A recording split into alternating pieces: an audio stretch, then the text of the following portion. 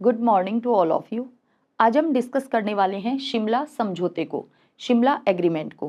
क्या इस समझौते के प्रावधान थे, उन प्रावधानों के बारे में जानेंगे। क्योंकि वर्तमान में जब पाकिस्तान इस समझौते को तोड़ रहा है तो हमारे लिए जरूरी हो जाता है कि इस समझौते के टूटने से भारत पे क्या प्रभाव आने वाला है।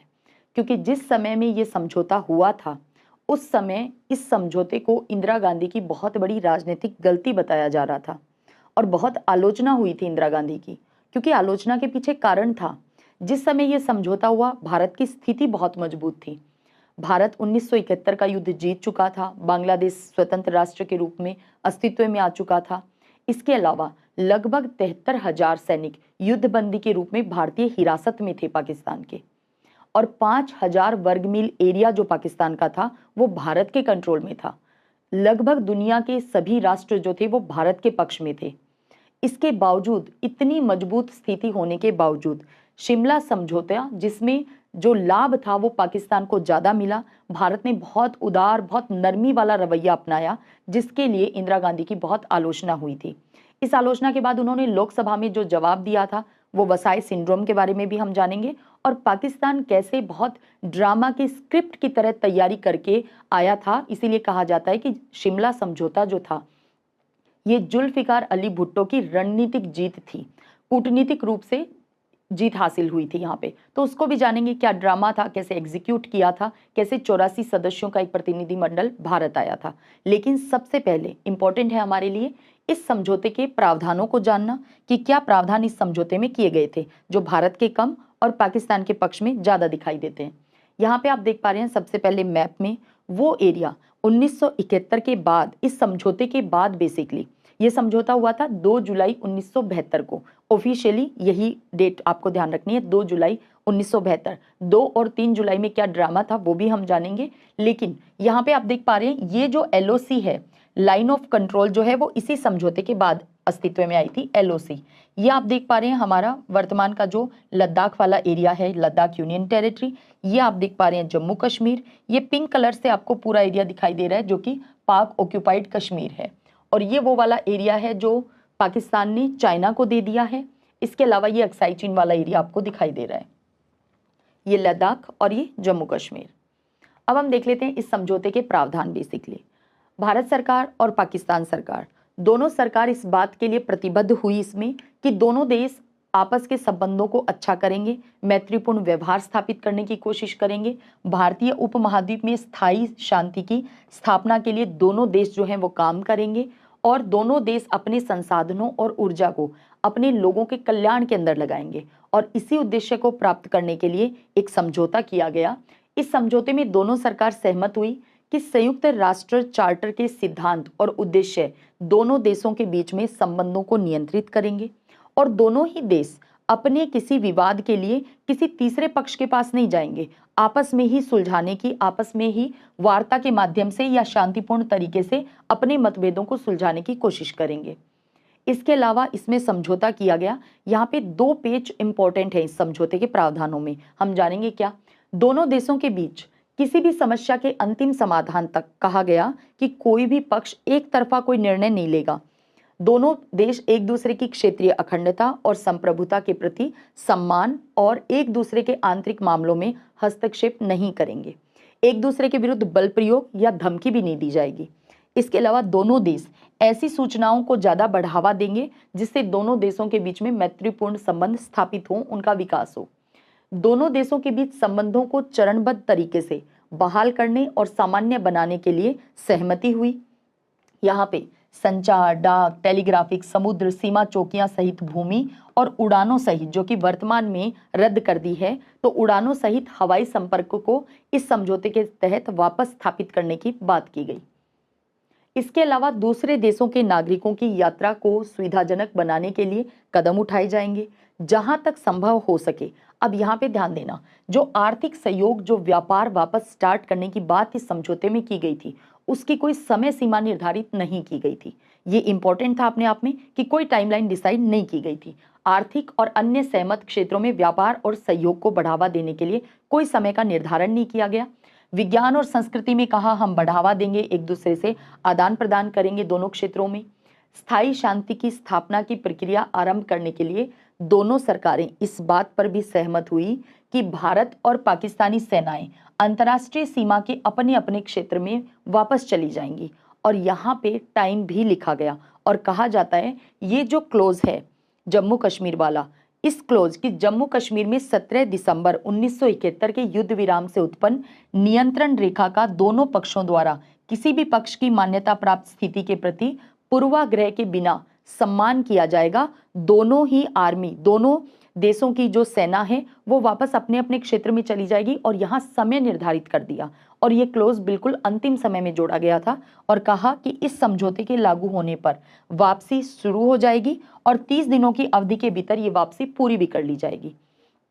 इसका काफी फायदा जुल्फिकार अली भुट्टो को हुआ और पाकिस्तान को हुआ, क्योंकि उस समय में पाकिस्तान के अंदर जो सेना में असंतोष चल रहा था, जिस तरह के हालात पाकिस्तान के अंदर थे, पाकिस्तान के आम जनता का भी कॉन्फिडेंस बिल्कुल लूज था। तो ऐसे समय के अंदर ऐसा समझौता किया जाना कि जुल्फिकार अली भुट्टो ने जाते ही पाकिस्तान में भाषण देना स्टार्ट कर दिया कि जो अरब, इशारा भाषणों में किया जा रहा था अरब को, इजराइल को, जॉर्डन को लेकर के कि भी इजराइल से अरब जो है वो अपनी जमीन 5 सालों तक संघर्ष करते हुए भी वापस नहीं ले सका है। और देखिए मैं भारत गया, भारत मजबूत स्थिति में था, जीत चुका था युद्ध में, उसके बावजूद मेरी रणनीतिक जीत, कूटनीतिक जीत आप देखिए कि मैं समझौता करके आया हूं और हमें हमारी जमीन 5 महीनों के अंदर अंदर वापस भी मिल चुकी है। तो काफी ज्यादा फायदा इस चीज का जुल्फिकार अली भुट्टो को भी और पाकिस्तान के लोगों और पाकिस्तान को हुआ था इस समझौते से। लेकिन हम इंदिरा गांधी का पक्ष भी जानेंगे इन प्रावधानों को कंप्लीट करने के बाद।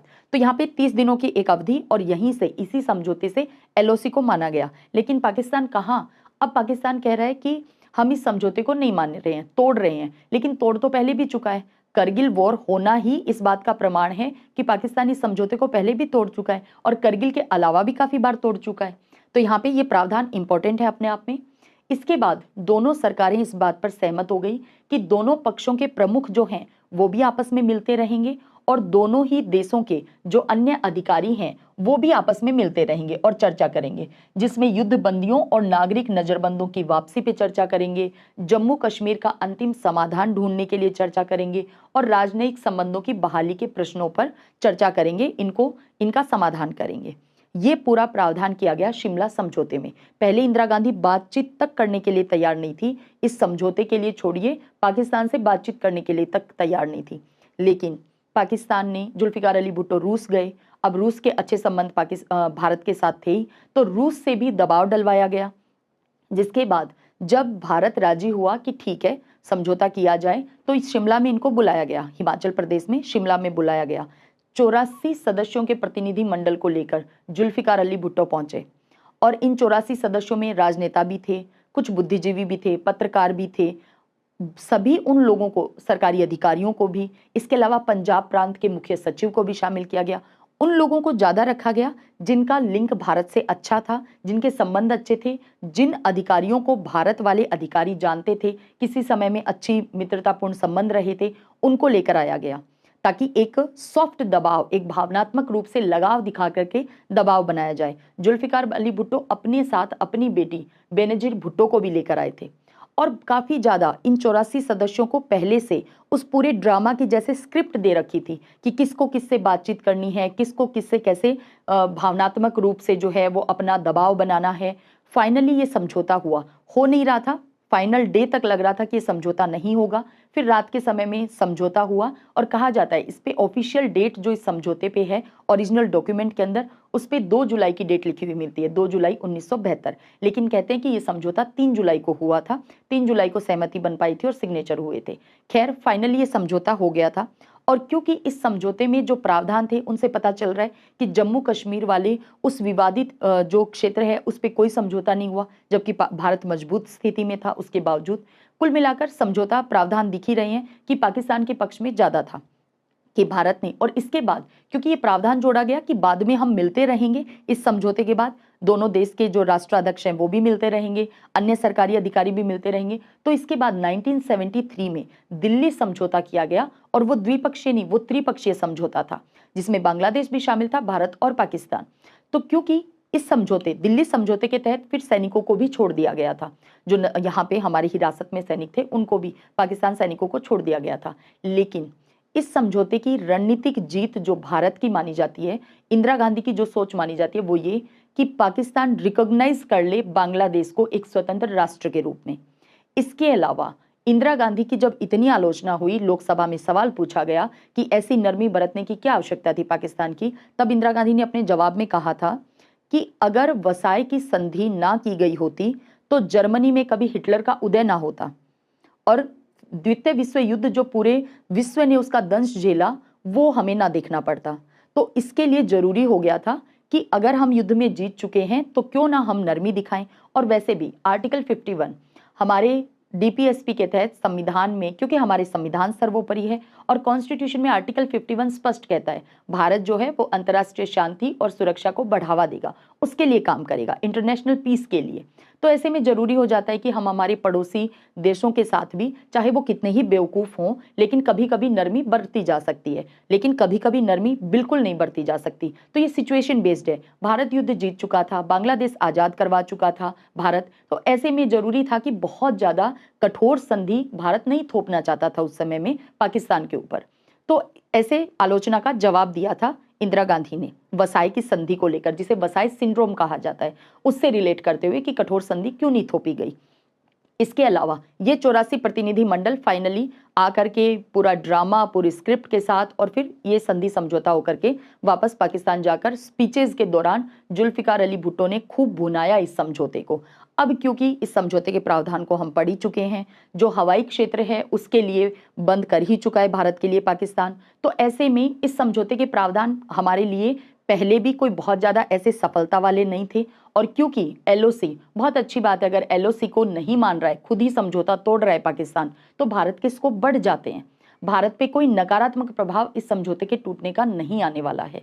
इसीलिए समझौता इंपॉर्टेंट था कि क्या ये बिल्कुल खोखली एक धमकी दी जा रही है, जबकि समझौते में ही लिखा गया था कि कोई किसी को धमकी नहीं देगा एक दूसरे को। लेकिन कुल मिलाकर पाकिस्तान ने इस संधि समझौते को, शिमला समझौते को तोड़ना चाहा है, तो इसका कोई नेगेटिव इम्पैक्ट भारत पे नहीं आने वाला है। हमने इसके प्रावधानों को जाना, इंदिरा गांधी की आलोचना क्यों हुई थी, कारणों को जाना, और फिर जवाब क्या था उसको जाना, और साथ ही इनके जो 84 सदस्यों का प्रतिनिधि मंडल भारत पहुंचा था उसके बारे में जाना। तो ये था शिमला समझौता और उसके प्रावधान। आई होप अब आपको प्रावधानों को जानकर आप खुद से भी आंसर कर सकते हैं कि इसका क्या प्रभाव भारत पे रहने वाला है इस समझौते के टूटने का। तो चलिए मिलते हैं नेक्स्ट क्लास में। जय हिंद, जय भारत।